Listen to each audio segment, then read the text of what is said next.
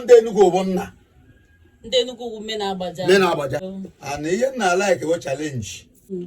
And then the wo no big. Oji mmanya ike na ọjị na-anọ wee bata n'obi Igbo. Awomoji. Ka e were wapụrụ ya ọjị.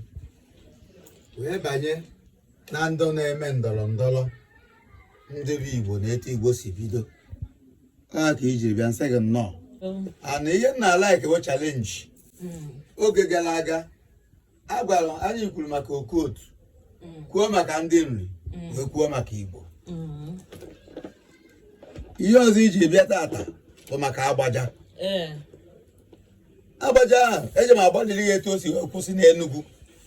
Ọ na Enugu ka ndị ọbụla na-aza agbaja. Ụtatụ ọ ndị Enugu bụ nna. Ndị Enugu women agbaja. Men agbaja. Before agbaja gbasara. Okay. Onye ebe agbaja ahụ.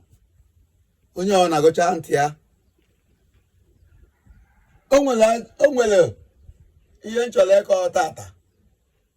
Agbaja ọ bụrụ na ndị nri nwere uche. Agbaja na nwere the same blood.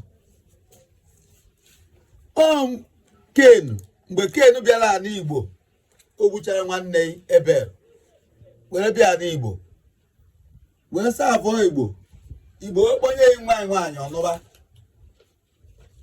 Kenu wee mụsaba mugudo even mma Kenu nke ịtọ. Nna yi nwee ike ịkọla ya ụka hapụgodu Ken. Ana m abịa mgbe ebe agbaja si bika nna akọrọgo. Okay. Ofu nwa Kenu before papa njem. Afọ ebe agbaja.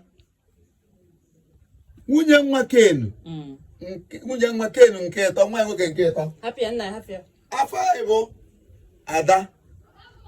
Den agbaja mgbe a na-ana ha bụ si ụzọ Enugu ihe na-anụ ka ebe a na-akpọ Ogidiga of Ahia State ihe Enugu. Ogidiga. Yes.